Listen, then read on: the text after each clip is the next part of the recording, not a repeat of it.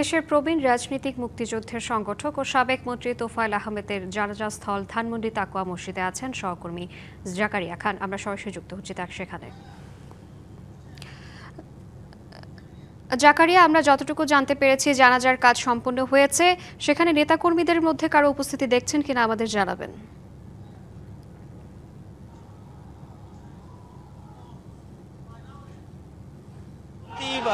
তোফায়েল আহমেদের জানাজা এই কিছুক্ষণ আগেই শেষ হয়েছে। মাগরিবের নামাজের পর তার জানাজা অনুষ্ঠিত হয় এবং এই মুহূর্তে কিন্তু যারা নেতাকর্মীরা তার জানাজায় অংশগ্রহণ করেছিলেন তারা রাস্তায় বেরিয়ে কিন্তু তারা বিভিন্ন স্লোগান দিচ্ছেন, দলীয় যে স্লোগান রয়েছে সেই স্লোগানগুলো দিচ্ছেন এবং একটু উত্তেজনাকর পরিস্থিতি সৃষ্টি হয়েছে। আমি যদি একটু বলি, আজ বিকাল 3:30টায় তোফায়েল আহমেদ, যিনি বর্ষিয়ান রাজনীতিবিদ, 69-এর গণ অভ্যুত্থানের নেতৃত্ব দিয়েছিলেন, 71-এর মুক্তিযুদ্ধে তিনি একজন অন্যতম সংগঠক ছিলেন, তিনি আজ বেলা 3:30টায় স্কয়ার হাসপাতালে শেষ নিঃশ্বাস ত্যাগ করেন এবং তার মৃত্যুর পর রাজধানীর ধানমন্ডির তাকওয়া মসজিদে তার প্রথম নামাজের জানাজা অনুষ্ঠিত হয় এবং তারপরই কিন্তু তার মরদেহ আবার নিয়ে যাওয়া হবে স্কয়ার হাসপাতালে, সেখানেই হিমঘরে তাকে রাখা হবে এবং আগামীকাল সকাল 10টায় তাকে হেলিকপ্টার যোগে তার গ্রামের বাড়ি ভোলায় নিয়ে যাওয়া হবে, সেখানে তার দ্বিতীয় নামাজের জানাজা অনুষ্ঠিত হবে এবং তারপর তাকে সেখানে তার শেষ ইচ্ছা অনুযায়ী তার মায়ের কবরের পাশেই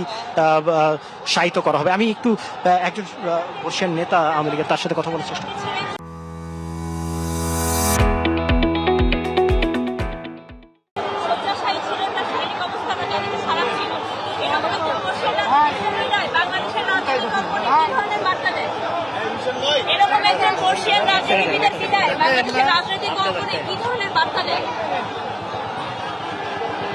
এই যে মমতাজ, ওরা বলুক, মমতাজরা বলেন দাদা, বলেন না না দাদা বলেন।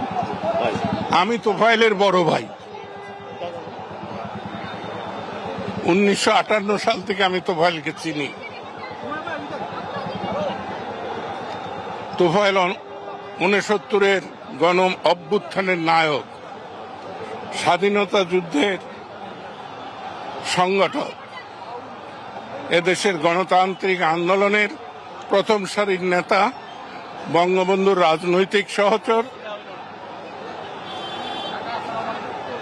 আজকে তার মহাপ্রয়াণ, আমি তার আত্মার শান্তি কামনা করছি। ছিলেন যে শ্রাবন্তী, যে তোফায়েল আহমেদের স্মৃতিচারণ করছিলেন, তার দীর্ঘদিনের সহচারী যারা তারা তার স্মৃতিচারণ করছিলেন এবং আমি আর একটু বলে রাখি, এখানে আগত যেই তার দীর্ঘদিনের সহচারী রাজনৈতিক যে তারা কিন্তু একটা দাবি করছেন যে তোফায়েল আহমেদ ছিলেন একজন রাষ্ট্রদায়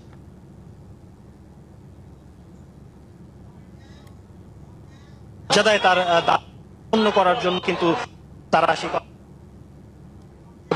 এবং আর ইচ্ছা অনুযায়ী তাকে আর মায়ের। জাকারিয়া, আপনাকে ধন্যবাদ।